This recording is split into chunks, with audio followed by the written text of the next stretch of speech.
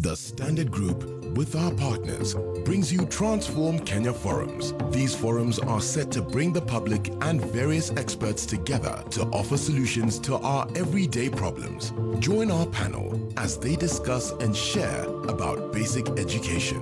Live from the Strathmore Business School. Follow the conversation on our social media platforms to discuss how basic education can help impact on the future of our state. Transform Kenya.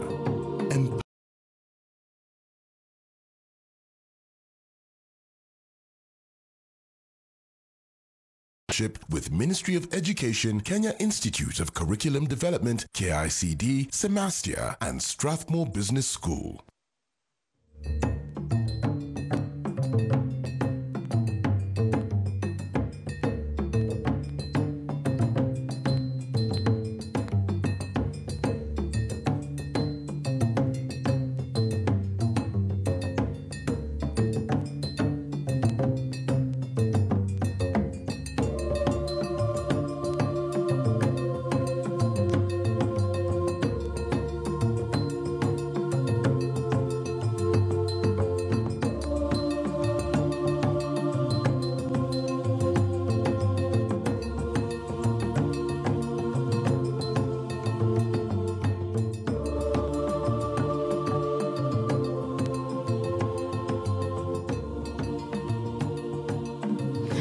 Well, hello again, ladies and gentlemen, and many thanks for staying with us in this Transform Kenya forum. And if you are just joining us from home, this is Standard Group's Transform Kenya.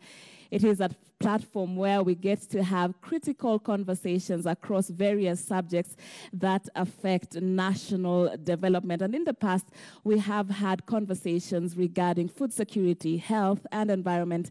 And tonight, we are having a conversation regarding basic education in Kenya. And in this platform and in this forum here at the Strathmore Business School, we have representation from various stakeholders in the education sector. We have teachers, we have union representatives, we have parents, and we have policy contributors. So many thanks for your presence here tonight. And if you're joining us from home, we did have our first part of this conversation before we went on break for our Kiswahili news. And we want to continue from right where we left. And we were getting our conversation to talk about matters curriculum. And this of course, if you live in this country, you know this is a subject that has really been at the core of national conversations lately. The curriculum reforms, state of preparedness, especially state of preparedness. And I want to bring in Jacqueline Onyango, who is the Deputy Director at the Kenya Institute of Curriculum Development, just to address that part. I know it's an ongoing conversation. And at the heart of it, there has been talk of the place of the teacher.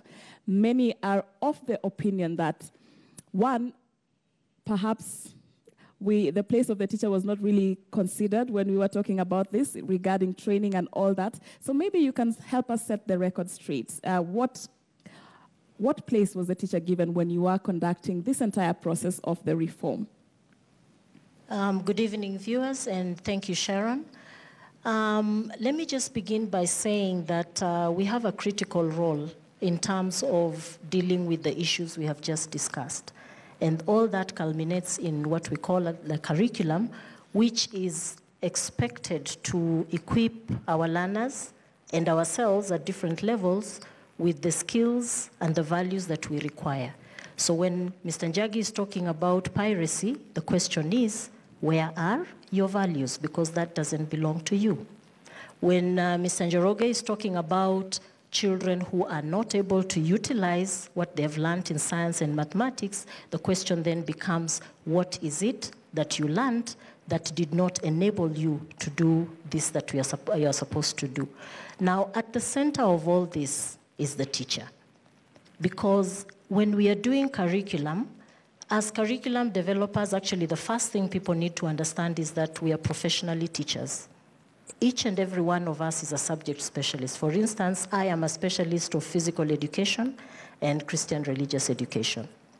And so with that background, as you get into KICD, you already know that there is a process through which learners are taken. Now, what you're being asked to do is to move away from the teaching you have been doing and begin to prepare that which is going to be taught. And in the same realm, within the KICD Act, it is very clear. Because when I'm there as a subject specialist, I'm one individual. I'm in charge of, say, physical education for primary education. But I cannot make all the decisions for this country because we are doing a national curriculum. So the KICD Act has provided that within our structure, the people who actually develop the curriculum are teachers, because we are required to utilize practicing teachers. So the teacher has been central in the curriculum. We have a panel system, and that panel system embraces the teachers of different subjects. So for instance, the early years we've just done. For pre-primary 1 and pre-primary 2, we have 7 learning areas.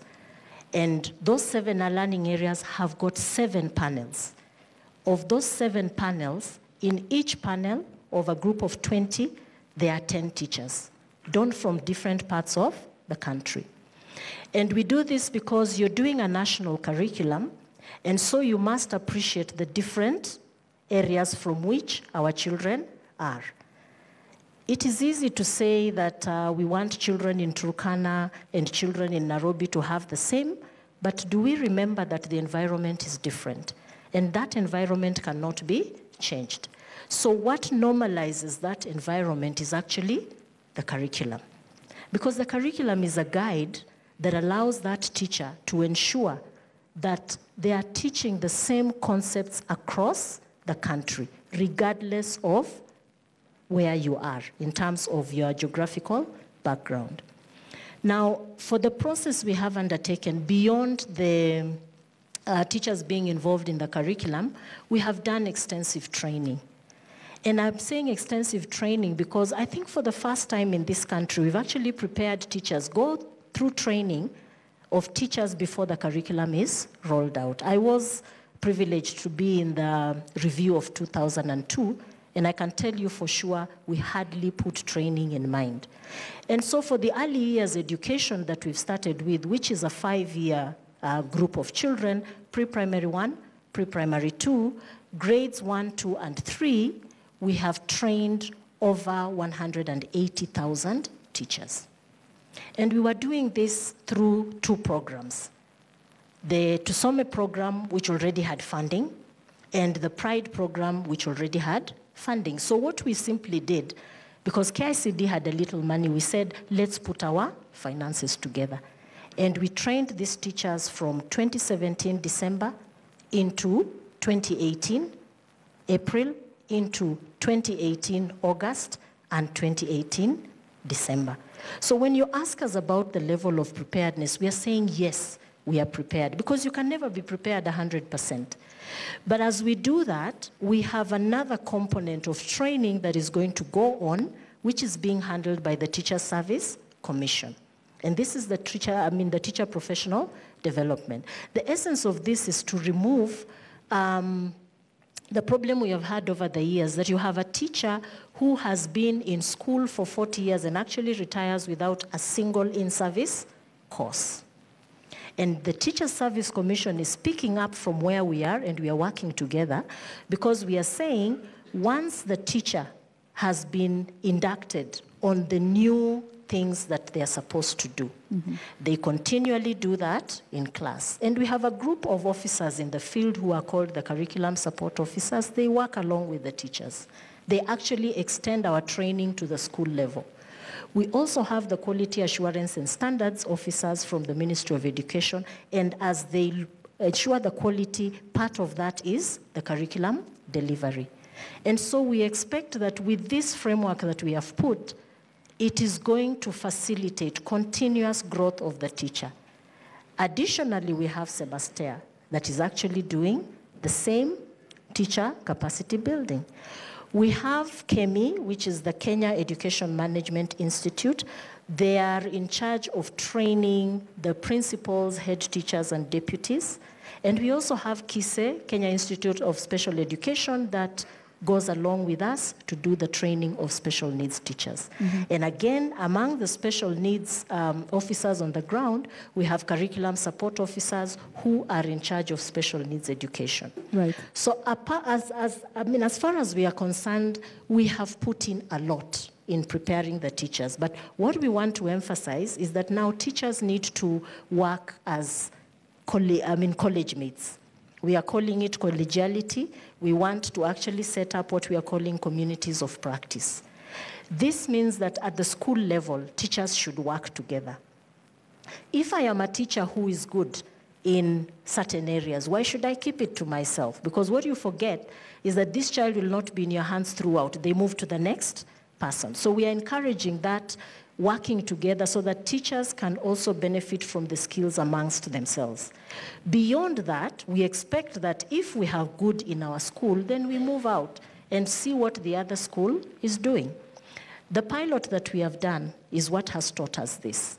And I want to say that even the private schools have been giving support to public school teachers, and that is what we want to encourage, because if we are able to do that, then policy is developed from the bottom up. You actually learn from the experiences. The teachers can tell us what challenges they have. It becomes easier for us to make relevant policies other than the other way around. The other thing we are doing, and it was mentioned earlier, we definitely have to change the teacher education program. And we are already working on it. We've gone steps in terms of inducting the lecturers. We haven't done all of them, but the second phase is that we want to now review or reform the teacher education curriculum. Right. So that as we train, because the teachers who are in the field are not going to go anywhere. They'll be there until their retirement time. And so we need to ensure that even as they are there, they actually have the skills we require. But I think we also need to be patient. We are moving into new methodologies that teachers may not necessarily be used to. I was trained as a teacher who tells, and I want to believe that most of the teachers, if not all, in the field were trained like I was trained. Right. So it takes a little more time than the 5 or so trainings that we've taken them through for you to accept that a child can actually be the one to tell, right, and you are a listener. So, and that is where we are going now. I want us to come back to that because, as you say, it would take time and there's issues of pedagogy and all that. We'll talk about that a little bit in extensiveness. But you have said, without a doubt, that you are prepared, that the curriculum is all systems go. Although in the past few weeks we have seen conflicting statements from the ministry regarding the state of preparedness, and it's a question that has really resonated with many people. And I want to bring in Honorable Sosion because NAT has had over time really rallied for the delaying of the implementation of this curriculum. What is the position now of the union when this is concerned? Yeah, thank you. I think at this point, and I would urge the Ministry of Education, the Teacher Service Commission, and all other government agencies involved to be honest to the country. The tragedy is to lie to the country. And I will bring you back to the meeting that we had at Kenya Institute of Curriculum Development for the National Steering Committee members. And we received an external evaluation report that put the preparedness of the country at 40%. And that indicated a number of issues. Number 2, teachers' preparedness. And it's very clear that the teachers are not prepared for this curriculum, the cost involved, and a number of issues. And it was unanimously and agreed.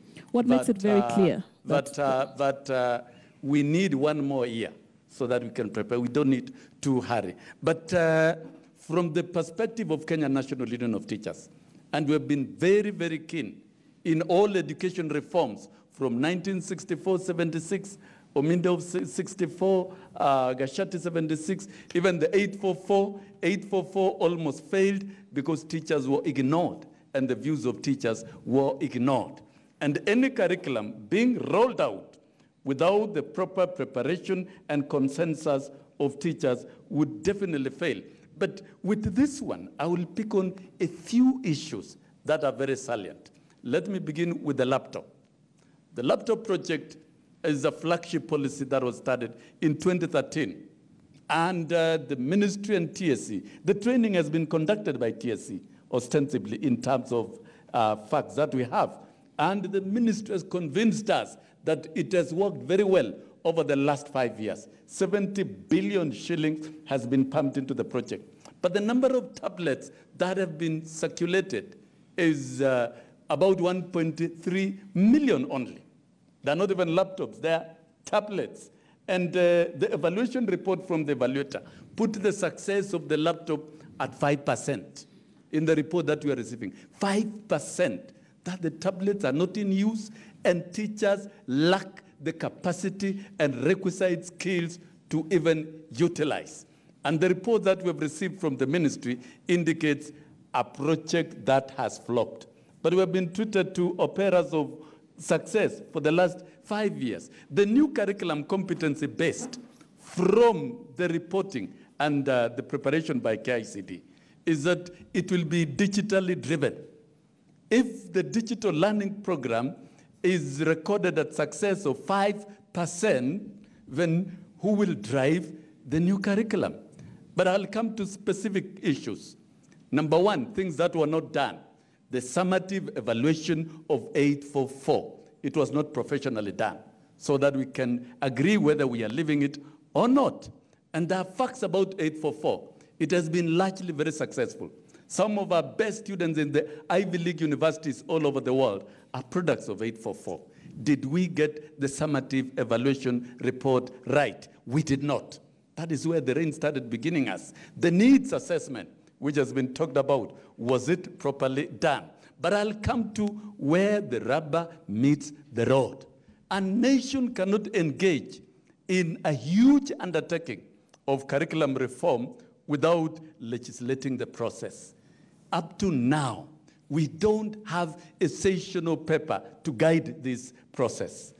Parliament has not discussed. Therefore, the people of Kenya have not debated and agreed on the way forward in this process. So it would have been very wrong. It's absolutely wrong even to engage in curriculum designs, produce materials, purport to be piloting when there is no policy. We would say from our point of view, in terms of curriculum review process, the whole process is illegal and it's a tragedy for this country. And then let me come to the main issue, teacher preparation. It is key. If the same men and women who are expected to implement the curriculum are saying we are not prepared, who is this who is imposing? And this is where we are very clear and candid that some people are misleading the president. This matter has taken political dimension, and I think we would be very bold about it. Not that we don't respect the president. We respect our leadership. But it comes a time when we must speak the truth. And I challenge government to assemble all professors of curriculum development and brainstorm, and I will be vindicated. So where we are at the moment is that we are taking education to an uncertain direction. Are we about to witness? And I would say, if the laptop is anything to go by, then this one is also is going to be a miserable flop, because teachers are not prepared. When we sat and we knew teachers are not prepared, who really is delivering this curriculum if we've not prepared teachers? Right. In conclusion, what is CBC? Is it a new phenomenon in the world? No. CBC is all over the world. It's a huge debate. But how many countries have adopted CBC? Britain rejected CBC in favor of objective-based. Objective-based curriculum is where we are in terms of knowledge. And we are talking about basic education. Basic means we equip learners with strong and competent bodies of knowledge. And Malaysia, for example, is an economy that is 15 times more than ours. And they shifted from objective to competency. But they had to move back to objective-based curriculum. In South Africa, because we are giving international comparisons, they tried to roll out CBC without preparing teachers. It flopped. I think where we are in this country, we are at crossroads, and I think government should open up so that it can consume honest data and we take the right decision for this country. We are not opposed to any curriculum. Okay, we are Mheshimiwa. not. And finally, let's just hold that thought so that we have to engage. Finally, a question that has not been answered. The economics of this curriculum, it is expensive. Finland has done it, but it has invested in it.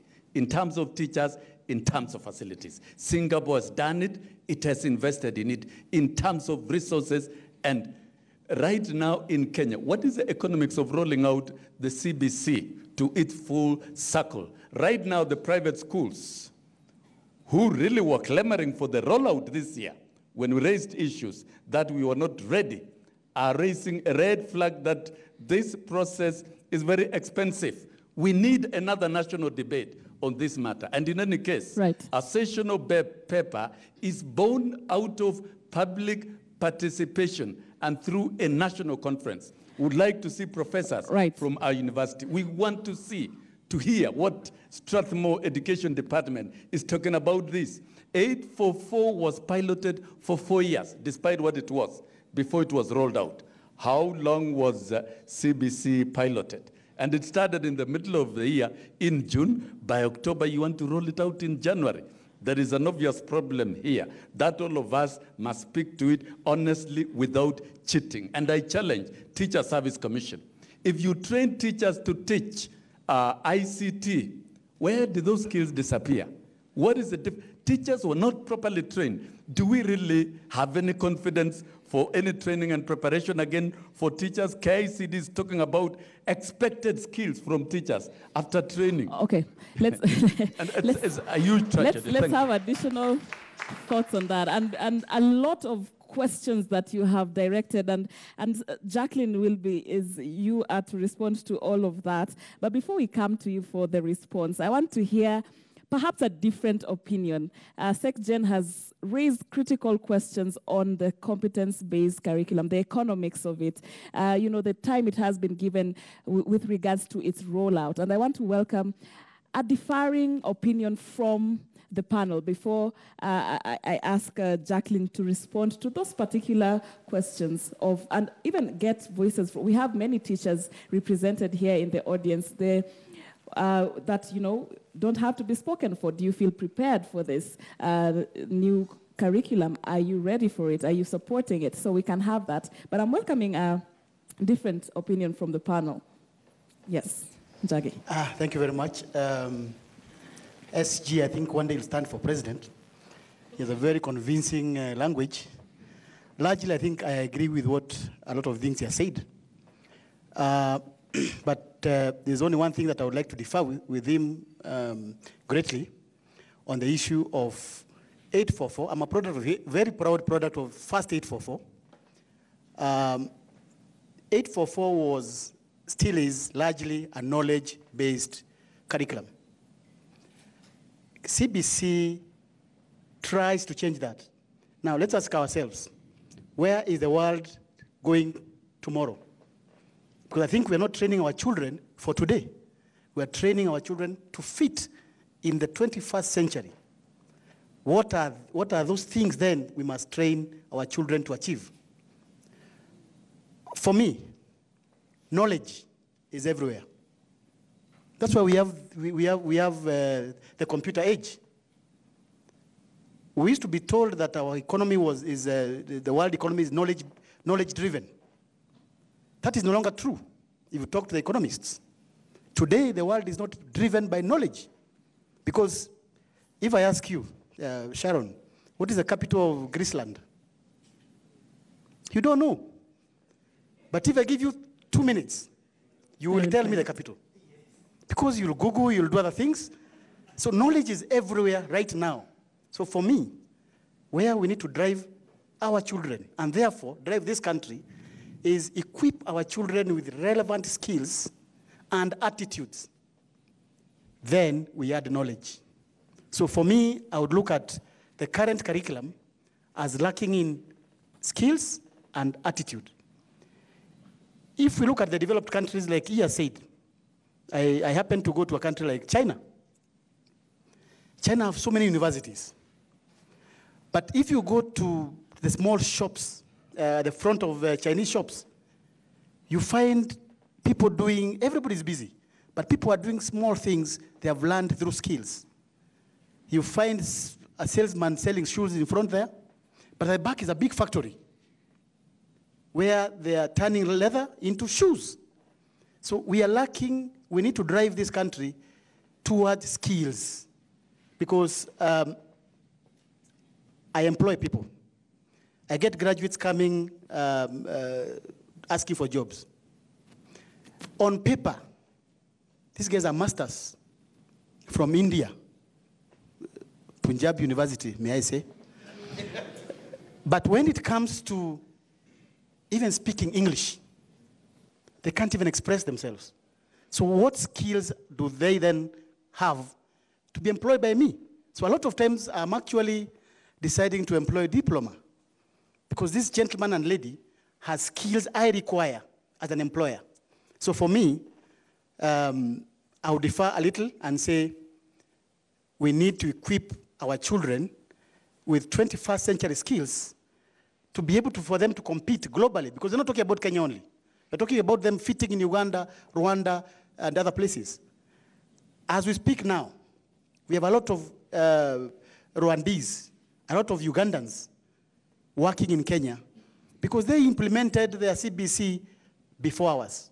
So I think I want to beg and defer with the Honorable Secretary General and say, let's equip our children for the 21st century skills. Right, and I'll come to you just a second. I want to invite thoughts from the teachers who are seated among us. And Frank, umekuwa ukizungumza na walimu ambao wako hapa. Labda tupate maoni moja mbili ama uchangio kidogo. Asante sana Sharon. Kwanza kabla tujaendelea manake lazima tutamke kwamba tulikuwa tumealika Wizara ya Elimu na vile vile Tume ya Huduma kwa Walimu ambayo ina jukumu la kushughulikia ajira za walimu TSC, lakini kwa bahati mbaya hawajafika katika jopo, lakini hata hivyo hapajaribika neno. Kwa hivyo hapa ninapozungumza ni kwamba tuko na walimu hapa na kuna swali ambalo limeibuliwa pale kuhusiana na mzigo wa mtaala mpya ama the new curriculum. Na ndiposa ningependa kumpa fursa huyu naibu mwenyekiti wa chama cha shule za watu binafsi. Namuona hapa, alikuwa nadhani kwamba sijamuona. Ndugu, naomba usimame ujitambulishe kwa hadhira hii. Halafu tuambie kwamba tumeambiwa kwamba private schools are complaining about the burden that comes with this new curriculum. Is it true? Thank you very much. My name is Ndoro Peter.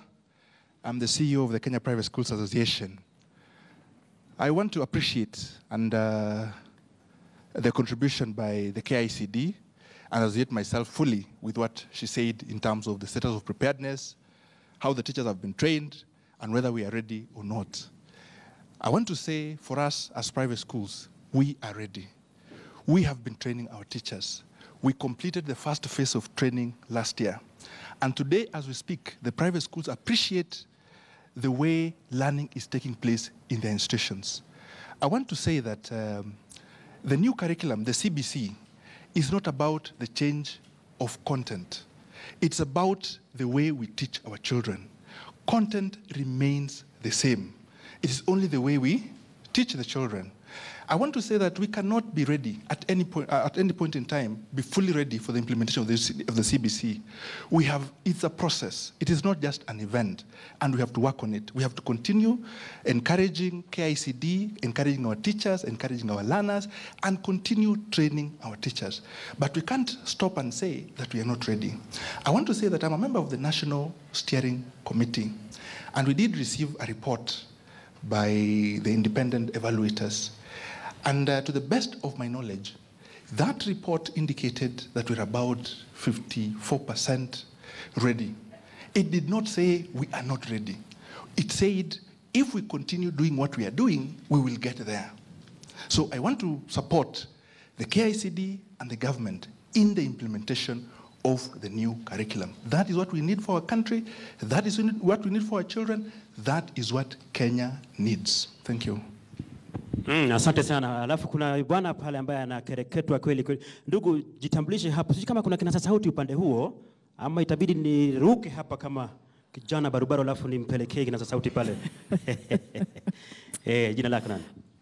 Majina ni Steven Ng'ang'a. Mimi ni mwalimu pia, ingawa nafanya kazi hapa chuo kikuu cha Strathmore, na ningependa kusema mambo mawili.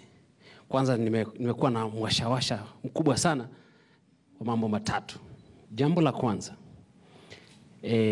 mtaala huu ambao unazungumziwa, ukweli wa mambo, mimi ninahusika na we do training here ya walimu, head teachers. In fact, even last week, ukweli wa mambo sio sawa.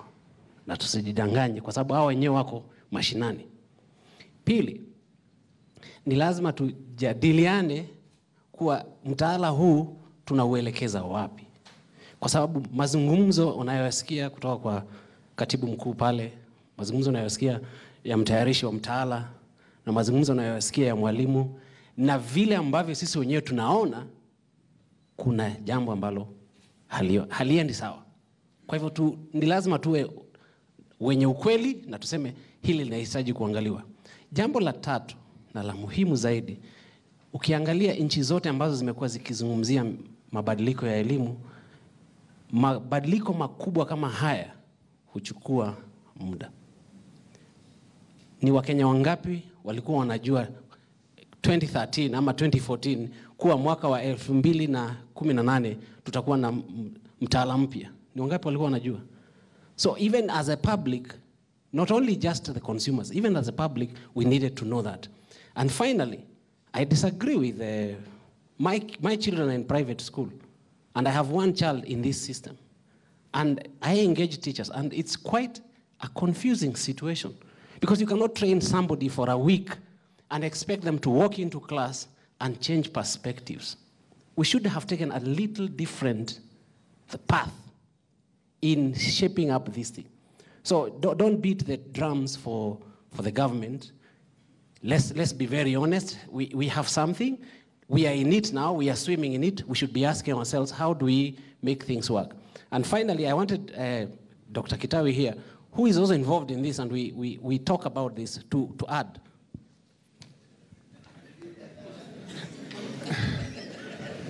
Thank you very much. I have a question, especially to KICD. To what extent do we have data-driven interventions, data which is not 10 years, but recent 5 years, in all facets of education, from the process of education, that is from student entry, tracer studies, that is to follow the student through the process, teaching process in the classroom, okay, classroom management, students' experience, physical facilities, both in day and boarding schools, what is happening when the students increase in number, what is the situation, okay? Notwithstanding the challenges mentioned of teenage pregnancy, implementation of the new curriculum, are we bold enough to say, let us stop lying to ourselves and involve universities and other tertiary institutions in giving us data and suggesting solutions? So what I'm saying is, let us not say it is good, but what does data say? And let this data come out of different stakeholders, not only one stakeholder. Let us have an open discussion. Mambo ni kama haya, manake hawa ni washikadau katika masuala ya elimu, na si siri kwamba hawa wanahusika moja kwa moja katika kuwafundisha wanafunzi, na wanajua ni mbinu zipi ambazo zimebadilika sasa hivi. We talking about pedagogy and so on. Kwa hivyo kabla sijakurushia kwako dada Sharon, ningependa kumhusisha mtu pale ambaye anahusika na masuala ya Kenya Institute of Special Education. Tumeambiwa kwamba mnafahamu na mshashiriki moja kwa moja katika kuandaliwa masuala haya. Tungependa mchukue kinasa sauti hapo, mtuambie kwamba je, Kenya Institute of Special Education, are you in agreement with what is going on in the curriculum? Please, madam, introduce yourself. Oh, there is a sir. Thank you. Yes, sir. Thank you. My name is Daniel Sanoe. I work as an academic registrar, Kenya Institute of Special Education. I've come with my colleagues, Lydia Chege, the Linkages and Partnerships Officer, Charles Omboto. And then go to the point, please. Thank you. Yeah, thank you. I am totally in agreement with the KICD, contrary to what the universities would like to portray. And I'm very much in agreement with my colleague from the private schools. I say this one from an experience of over 20 years. Before CBC came, Kenya Institute of Special Education has been driving that curriculum. That one has been the mainstay of special needs education. When this one arrived, we said, hallelujah, God is here. Teachers in the institute have been fully trained, both by the curriculum developers last year and by the Teachers Service Commission. What we are doing now is to roll out over 1,000 teachers who will be teaching in the primary schools in our practicals this year. As an institute, we have embraced it. We are fully prepared, and everybody has been trained. We say we are very competent. Initially, before it came in, that is what special needs education is about. Looking at the competencies of individuals and not the masses. Instead of going objectives, where we subject everybody in the country into a common objective, individualize it. Drive it with relevant strategies to suit the needs of the children, so that therefore you are able to meet their needs going forward. That is what we have been doing as an institute, and we are very ready. Thank you. Asante. Right, and thank you for that. That aspect on the needs of special needs and the consideration in our system of special needs children. And earlier today, the Principal Secretary of Education, Dr. Belio Kisang, appeared before the National Assembly Committee on Education. He was answering on a number of issues, and he spoke on the issue of special needs. I think we have that soundbite. We can listen in just to get the voice of the ministry when it comes to this. On special needs, I acknowledge that we must continuously make sure that we align availability of resources for both the SNE children and our other regular children, so that we do not at any one time make our SNE children feel as though it is an afterthought to procure and provide them with learning and instructional materials. I did say that we have provided and adopted all the resources that are needed in this particular area. Mentally handicapped is fairly a difficult area that we continuously ensure that we are able to take care of the needs of these kids. All right, so that view there, just a statement on the consideration and the inclusion of the requirements of special needs education. And we'll speak more about that in just a bit, because there has been a lot of issues that have come up regarding the curriculum. We cannot understate the importance of this particular thing. It is really at the core of the delivery of basic education. And so, Jacqueline, I want to bring you back in, because there have been a number of questions, and I'll help navigate through some of those that have come up. First, there was, Mheshimiwa said that we did not have a summative evaluation of the 844. What became of the needs assessment that KICD carried out, and how did we then move forward to deciding this, noting that it has come time and again from various voices that we are operating with this curriculum as an illegality because there's no sessional paper? Thank you very much, Sharon. Let me go back to the inception of the 844. It was implemented in 1985. And in 1992 and 1995, we had reviews of that 844 curriculum. In 1999, we had the COEG Commission. I'm sure all of us know about it. And based on that COEG Commission, we actually did another review of the curriculum, and that was now the review of 2002.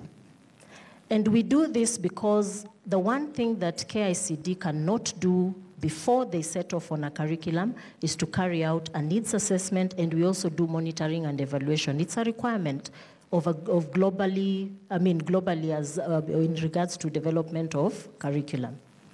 And in 2002, when we were reviewing the curriculum, the major issue was that the Kenyan populace that had embraced the 844 curriculum was complaining, our children are being given too much work. We don't want them to learn how to make houses. Why are they making houses? Why are boys being told to knit cardigans? Because our African culture, the men do not knit. And so one thing we need to realize is that when we are talking of curriculum, it is a component that is supposed to serve the nation based on the status of where we are. And so the 844 that started in 1985 was a skills-based curriculum. And that is why everything was being examined. The arts, the music, and everything was being examined. There were 13 subjects then. But as we moved on, and with various challenges, of course, there was also the challenge that even as the children were asked to make the cardigans, the mothers would make the cardigans, which the Kenya National Exam Council would come and find done for the boys. And so the question is, are you really getting the skill of knitting? But I know that the students, people who have gone through that system, especially the pioneers, loved it. And they can do a lot of things that probably the children now cannot do. Now, in 2002, because I was privileged to be at KICD then, we literally removed the practical areas of the curriculum. That was in 2002. By the time we had rolled out that curriculum, and we were rolling it out in phases, in 2003, we started with Standard 1, Standard 5, and Form 1. And the following year, we took Standard 2, Standard 6, and Form 2, and progressively until 2006, when we had rolled it out up to Form 4. But the major component that lacked in that curriculum was actually the practicals, because when you're talking of reducing, you reduce the content and you reduce several other areas. We also merged subjects. For example, we had agriculture, right? We had science, we had home science. Those are 3 distinct subjects. But because we were saying, or the populace was saying, we want to reduce the number of subjects, we merged the 3 subjects. So now, a teacher has been trained in agriculture, in science, or home science. But now you're expecting them to teach a science that is a combination of the 3. And we did not train the teachers, and the 844 continued. When we now got to 2009, as KICD, we have a responsibility to do monitoring and evaluation, because that monitoring and evaluation informs what we do. By the way, we live, sleep, and eat the curriculum. That is what we are employed to do. And that is what that institution is meant to do. So we cannot sit back and be waiting as to whether people will shout they need a change or not. We have to do that on a daily basis. And so in 2009, as a responsibility that we have, we carried out a summative evaluation. And that summative evaluation was very clear. 2 things. Our children lack the skills, and our children do not have values. When a parent in the village says, huyu mtoto wangu kile anachojua ni kubeba vitabu na kuvisoma, hata kile anasoma sijui, lakini nikimwambia afagie nyumba, hawezi. That is a simple way of telling you the skills base of our country is going down the drain. Now, come the Kenya Vision 2030. And we are saying, this was inaugurated in 2008, right? What does the Vision 2030 look at? It is looking towards a populace that can contribute so that we get to industrialization. Now you ask yourself, we have pulled out all the practical aspects of the subjects. What industrialization are we expecting to get, with all due respect? And so as KICD, we then say, this is a problem. And we start rallying even the industry players, something we didn't do in 2002, and started finding out from construction groups, for example, from industrial players, the kind of people you get. What are their abilities, and do you think value can be added? And the resounding answer was, we have to retrain them. Even the university graduates who are coming out in engineering, architecture, whatever, when they come, we have to retrain. That means the whole system is failing our children. And for that reason, and that reason alone, we said, look, while we have been doing reviews, the reviews are not sorting out the problems we have.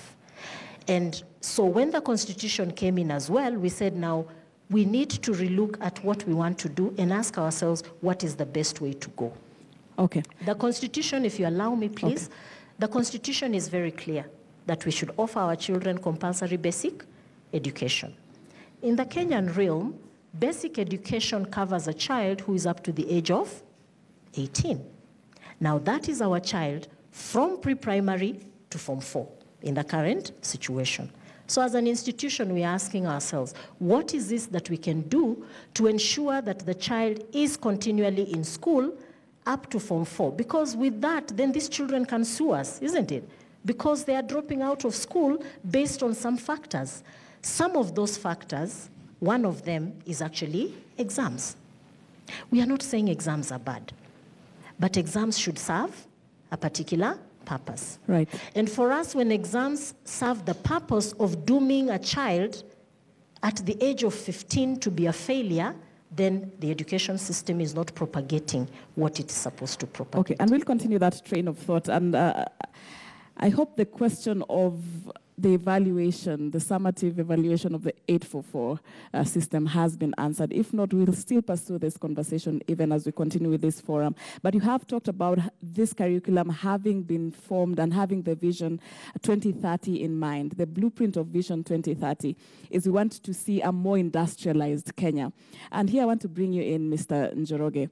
With that vision of an industrial Kenya in mind, how would you place STEM in our schools, how it's being delivered in our schools and by the government? Thank you very much. One, semester mandate is to continuously building the capacity of teachers in the pedagogy of teaching mathematics and science. That is our mandate. And we have programs in the center, programs for in-service, because the universities, colleges do pre-service. Us is to continuously build them. And sometimes even when you hear that the teachers have been there for 1 week, it is 1 week continuously. Like now we take time when they are free, like midterm, holidays, and so on. So at the end of the day, we are able to continuously capacity build our teachers. So we have programs like in-service, we have ICT integration, so that we make our teachers as teachers in the 21st century. We have other programs like clustering teachers. Somebody said, how do these good schools help other teachers? So we do clustering, so that we're able to see a school like Alliance, how is it able to help other teachers around? So that is a program that we are having. I want to say that the government has put a lot of money in the area of STEM. We already established 102 STEM model schools, 2 in every county. I think some people asked me, where are they in their counties? They are there, you can check. We have 8 in every region, a total 102. Right now, we have given equipments worth about 81 million in those STEM schools, so that they can form an oasis, so that all other clusters there, they can be able to get high-level equipment of maths and science. I'm happy that the government is already increasing the 102 to 588. The 588 will include some girls in science. We are selecting 1 in every county. We are also selecting 1 in every constituency. Because at the end of the day, you realize 72% of our students are in day schools. Therefore, it's also necessary to put a critical mass in terms of resources in the 72%, not the 28% that are in boarding. So we are including, we are selecting 1 in every, the 290. In other words, what we are saying is that we want to form a critical mass of STEM model schools. When we say that maybe those who are saying we are not ready, you can see in secondary schools, we already started that journey of the competence-based. That by the time the runners from grade 9 move to the pathways, the STEM pathway will be ready. We will have a critical mass of schools that can be able to give the STEM school, the STEM subjects. I want to say this. that Samastea started the program of Samastea through JICA, through the government of Japan, started in 1998. And throughout, our business have been the competence. In fact, we have been having problem because what we train teachers, they don't implement in their schools. Because you go back to the schools, you are told, no, here we want grades. Leave what Samastea is training you aside. Here we are looking for grades. And I think this is what we have lost. Because, and I said this, that we cannot talk of performance. We cannot say that the country is doing very well because we are performing well in KCSE or in those KCP. I would want to see science in terms of innovations. Mm-hmm. That is where I would want the Kenyans to check whether we are doing well. I'd want to see the STEM-related courses. What are the percentage of our students in the university taking STEM? Because we continue talking about industrialized, but unless we are able to check that, what are the percent? Last now we are talking of less than maybe 28, less than 20, 25% students taking STEM-related career. We cannot be able to achieve our Vision 2030 in that direction. So to me, I would say that we are in the right direction. I think let's be given time. Let's be given time. Sometimes let's not rush to things because as we are continuing engaging, children are growing. And we cannot stop them as we discuss first. We say, let's stop the children moving, translating. We discuss about this matter. Mm-hmm. I think we should move on. Let's solve the problems that are there. I'm happy in secondary school, we are ready.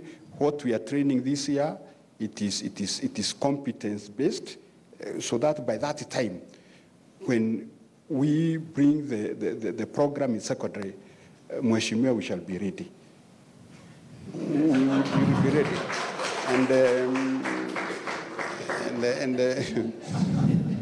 You know, we sit with the Mheshimiwa in the steering committee, but sometimes the issues I hear outside, I don't hear them in the committee, inside there. But I'm sure that I think let's be given time. I'm sure we are in the right direction. Sometimes, and I had, as a country, is this what we want? This is what I'm saying. Do we still want the youth who are not employed? Do you want still our youth, when we are talking of our youth being radicalized and so on, because of jobs or what? What is that discussion? We would wish that at the end of the day, I want to see the youth being occupied so that I'm safe. When we are talking of peace, we can't have peace when our youth have no jobs. We can't have that. So whatever matters, whatever it is, whatever the discussion we are putting, I would wish an education and a system that will make youth be engaged. Youth that can, at the end of the day, have bread in that day. That's when we'll be able to create peace. Right. Let the discussion continue. Right. But let's be given time to continue preparing it. Because as a process, it's not a one time that we say now we are ready. I don't think that there's one time that we say we will be ready. When I was at university, the lecturer would say that we have a cut on a Friday. Then later he said that we have postponed it to next week. We are very happy. Then next week he come, we realize Kumbe we could have done it even last week. We were better last week than even this week. Thank you very much. Right, I think that's a story of that many of us really relate with. And let's talk about a particular type of education that I think we don't talk about enough. That is the teaching of values. Yeah, we talk about competence, we talk about STEM, all the science-based skills, the art skills. We're not talking enough about values. Who are we leaving these responsibilities to? And I want to bring in Sarah Kithinji, who's speaking for parents today. Some would say that we have gotten into a kind of rhythm where when we get our kids to school, now I'm just seeing my kid at home. We don't talk about anything. Most of their lives is actually, and it's a fact, most of the time of their lives they spend in school. But what is the role of parents when it comes to teaching values? Thank you, Sharon. Allow me to just drift a bit to CBC before I come there. Right. I would want to state that as parents, we support the CBC.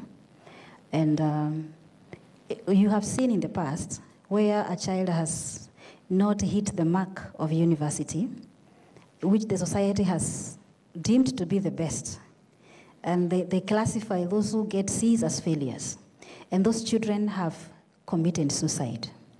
And they were not useless, but it is because the society has branded going to university as success. You want to say, as parents, that is not the only success there is. The STEM, we have schools that have no laboratory equipment.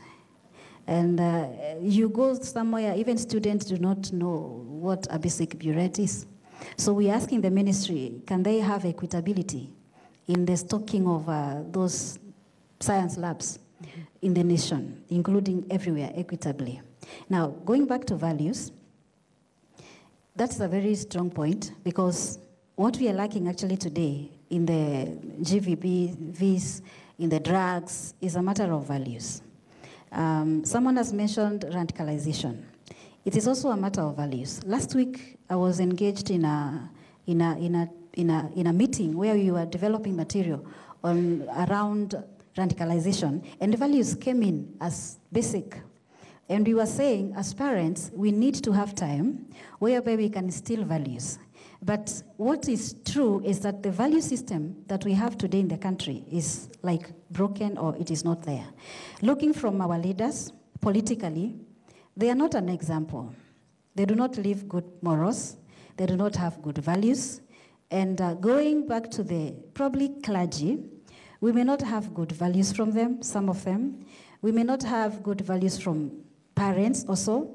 They drink and do everything and have mipango ya candles, and this is everywhere.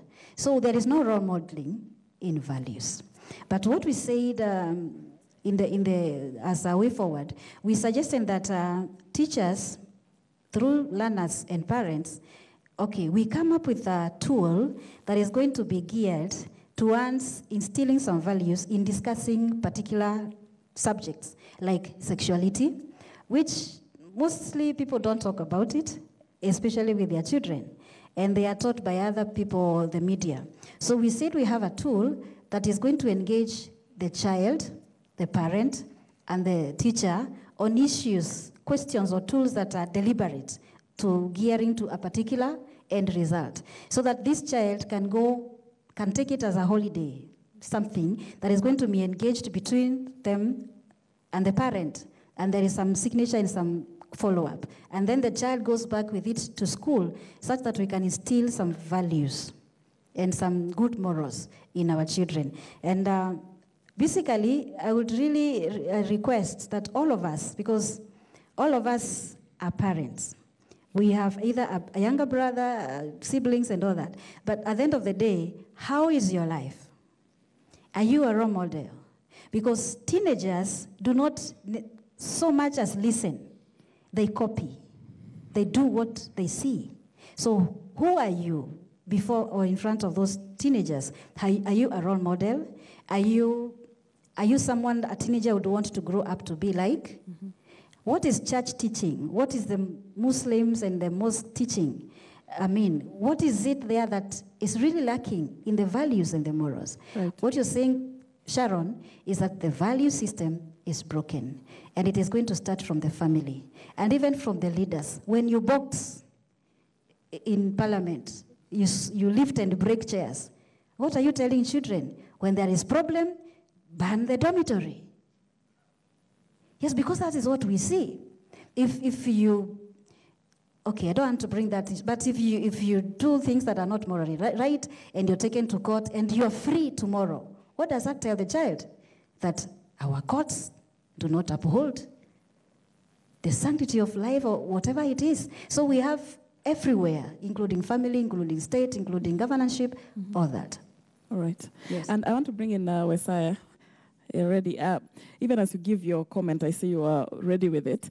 Just to address the question that Dr. Alfred Kitawi raised regarding tracer studies, are we investing a lot in following that particular student when they come in and proceed with the education 8 years from now? Are we seeing exactly how they're being molded? And does that then get to inform how we are developing our curriculum, our system? You can talk about that even as you give your comment. I respond to what Dr. Gitau said. Yeah. I do not have words to describe what is happening here today, because it's appalling. Please hold your mic a little higher. That we want to talk about values and international best practice while implementing an illegality. What is so difficult in the people who are sitting around the president, around KICD, telling the president, if you want this thing to happen in January, recall parliament, it's on recess. Let them pass this policy paper, we do this thing the right way. Which values are we teaching these children when we cannot follow the basic law? What are we talking about? We are a sick country. This is madness. We cannot have the cart before the horse and keep whipping the horse for not moving. This thing is not going to get right until we get it right from the beginning. My sister Jackie. What do you suggest? We suggest when the cabinet secretary, in one of her unguarded moments at Senate, said, we are not ready. That was the truth. She spoke from her stomach, not her heart. What was so difficult in pushing this thing for a few more weeks? Rectify the things that need to be put in place.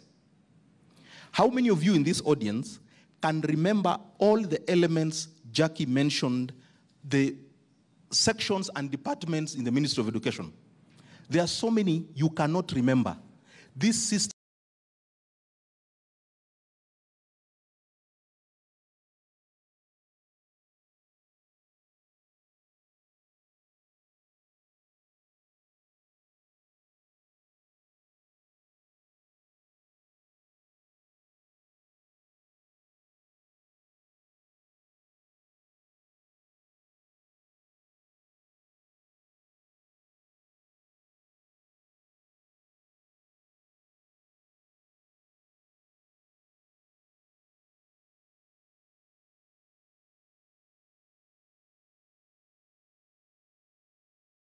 need to come up with a stakeholder engagement framework and say, for us to implement this new curriculum, we need to talk to universities that have faculties of education. Let us have a colloquium with the professors. Let them tell us what they think. That is where knowledge sits. I don't think there is anybody in Jogo House, in the Teacher Service Commission in Upper Hill, and in KICD in Ngara, who has a combined set of knowledge better than all the faculties of education in the universities in Kenya. We attempted at the beginning of this year to introduce, coming to what Dr. Gitau asked, NEMIS. And the bureaucrats sat in Jogo House and said, it's green light, let us go. What happened? Children could not go to school, parents were heartbroken, things were not working, because we are running in a system where you cannot see the start line and you cannot see the end line. So head teachers were confused. They did not even know why Amina was saying every child should be registered in NEMIS. They were just told to register in NEMIS. So it is very difficult. The tracer studies in Kenya are supposed to be managed literally by the Ministry of Education and the agencies around the Ministry of Education. But the piecemeal we have, my friend Amos Kaburu here has been running a few with Uwezo, and he keeps asking the same question every year. Are our children learning? Have we ever listened and answered that question in the last 10 years? We have not, because we are not interested. The education system in Kenya is fixed to fail so that people profit. That is where we need to begin from. And unless we tell each other the truth, we are not going to get to the bottom of this matter. It is very simple. Get sessional paper in place, attendant policies put in place, then we reform the system. What is so difficult in KICD telling the leadership of this country that we are getting to a point where it is becoming difficult for us to implement. We need to rethink the strategy. Isaiah, even before you, that's a very loaded statement that you've said, that it is designed to fail for people to profit. And it's, when you make such a loaded statement, it is very prudent to have backup for it, so that we are not providing a platform for agenda setting. This is not rumor, it is not innuendo. I can tell you for a fact that Njagi and his people have supplied books. Last year, they supplied books for Form 1 up to Form 4 in all the schools. And they briefed the president and they were happy. This year, they have done the same thing. There are some schools that have 300 learners, they have 2,000 books. And there is data, yes, there are some schools that the Ministry of Education officials have been making returns. Capitation grants have been allocated. The schools do not exist. And Njagi is aware of these things. Okay, on that particular, just before you speak, and I'll let you speak, I want us to cue in, okay, if you can hear me, to cue in the soundbite that Dr. Belio Kipsang was speaking about textbooks and how they've been rolled out. Yes, so that we listen to that a bit, that it would be partially addressing, at least giving the point of that. So let's just listen into that.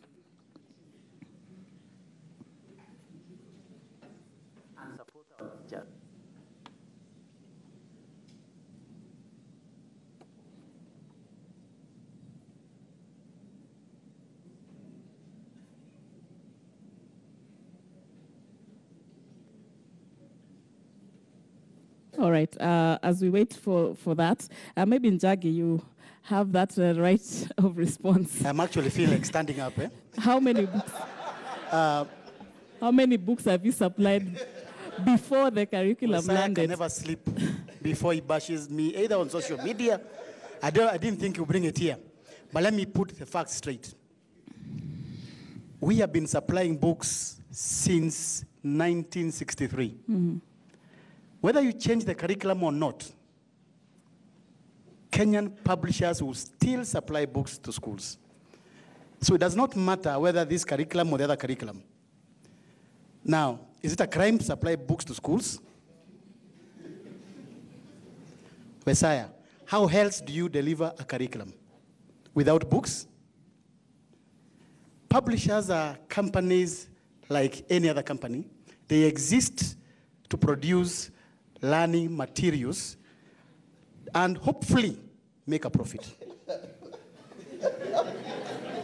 Let's be clear about it. There is no company in this world which is set up to make a loss.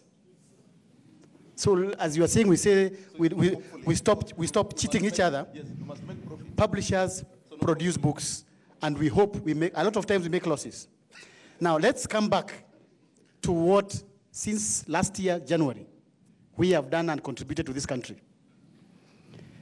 To date, in schools, we have about 60 million books. The government has only paid us about 60%. Having paid fully, which means the government has saved 40%. Now, this hullabaloo you are hearing about publishers making money and about books going to schools and being oversupplied. It's a fact, yes. You might find some schools with excess books. Why? The teachers gave the wrong data. The Ministry of Education used the data to give us orders. The publishers supply the orders. And we go to the schools and find it's 200 kids instead of 400 kids. It's 400 kids instead of 200 kids. Now, let us look at the bigger picture. Before, every year, the Ministry of Education was releasing about 20 billion shillings for textbooks. All the publishers, all of us put together, we could only account for 4 billion shillings. Where was the balance going to? 16 billion shillings every year. That is why we are being fought. When the Minister of Education changed and said, we are now going to buy books directly from publishers, deliver directly to schools. Therefore, you are accountable to us. We delivered books for say last year, give you a practical example. Start 7 and 8, from 1 to 4. we delivered books worth 7.6 billion. I'm giving you actual figures. Instead of spending this, for the same level of books, the government had been spending 21.8 billion. So who is better here? Do you think the publishers were very happy that they're not selling the books at 21 billion? We agreed, and this was a request, or more like a directive from the president. Can you ensure that schools we achieve 1-to-1? Since 2003, and Secretary General is here, I can say. Right, Njagi, and if Let me finish that, that's very important. Okay. Since 2003, when government started purchasing books, and money was sent to schools to procure books, we have never achieved 1-to-1. We have been actually achieving about 1:10. Where was the money going? So the ministry has gotten it right this time. So instead of bashing government and publishers, you should be clapping for us. Okay, then let's listen to Dr. Belio Kipsang. I think he addressed this issue in the sound, but let's just listen in. We have already done and finalized procurement of 14.5 million books in other learning activity areas, which will be in our schools by the 15th of March, to ensure that we are able to support our children and support our teachers. We are finalized on the teacher manual that is supporting our teachers in interpreting the designs and therefore ensuring that they are able to deliver on this particular new curriculum. Sosion, you had a very passionate response. Yeah, thank you. An issue was raised about business interest, because let's be factual in this country. We've sat with the Cabinet Secretary for Education on the 19th of December, and I have a right of reply to Njoroge. You don't speak on behalf of me in any other meeting. We can speak for ourselves. And we consumed a professional report. And we agreed unanimously that, yes, it is not in the interest of this country to rush to roll out the curriculum, but we spend 1 more year so that we can fix the challenges, including legislation. That is the last meeting that was held, and there has never been any other meeting. And I am not sure whether another meeting was convened. I am not sure whether some miracles happened over Christmas that teachers were properly trained and materials were ready and tested and proved. I can swear under oath that there was some manipulation, particularly by the publishers. And I want to talk about edu business, with all due respect to my brother Njagi. Yes, companies were not created to make losses, but they're created to make profits. But when the interest of publishers takes center stage at the expense of that of children, then we are getting it wrong. We know the publishers pushed. We know the private school owners also pushed. That's the truth. I can swear under oath. And these entire reforms is heavily convoluted by foreigners whom you cannot see, who have interest. And this is a global phenomenon. The World Bank will move to particularly third world countries. Why don't they do it in the US? Why don't they do it in the UK and all the others? Why is this being imposed on the continent of Africa? And why are we quick to take it? There are a lot of conditionalities that are forcing us. In fact, the opera and charade of praising it, and I've asked a simple question. We are not opposed, and let me state it, as a union, we are not opposed to any curriculum. Bring it, but follow the correct steps. Right. We are not following the correct steps. We are getting it wrong. Even when we talk of values, why can't you allow the National Assembly and the institutions of this country to debate? And we get a session of paper.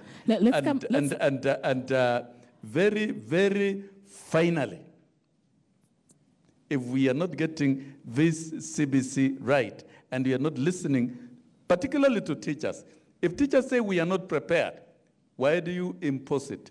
There will be no magic in this process Okay, unless we Mahesh, do we have to things take right. some feedback. We have to take some feedback before we break for news, and we'll come back with that issue of foreign content because it's a subject that is important to talk about.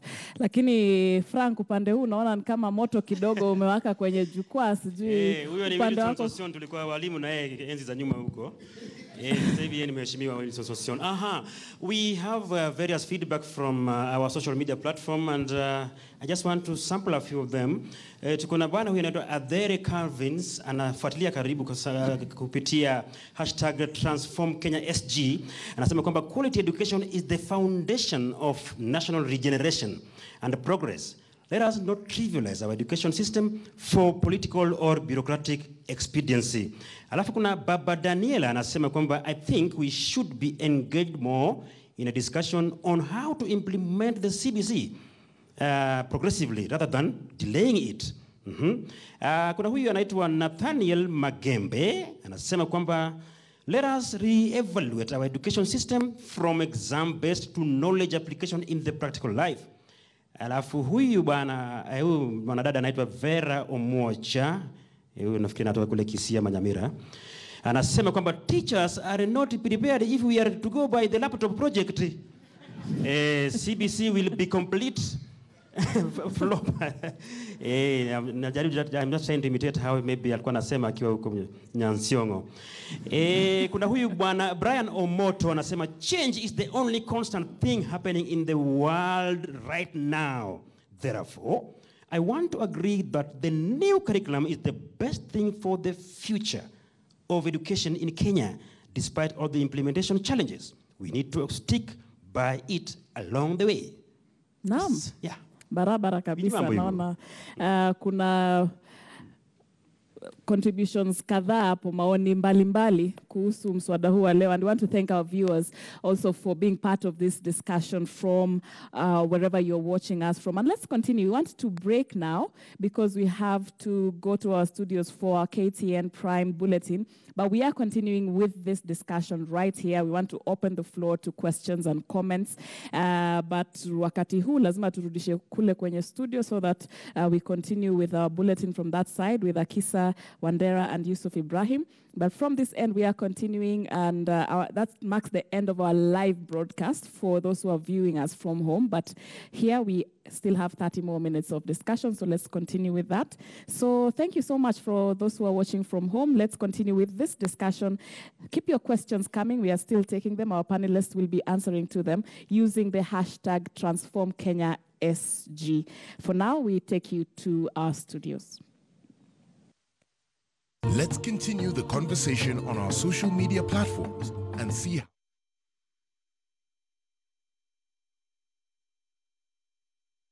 Transform Kenya, empower our nation. Transform Kenya is brought to you by the Standard Group in partnership with Ministry of Education, Kenya Institute of Curriculum Development, KICD, Semastia, and Strathmore Business School.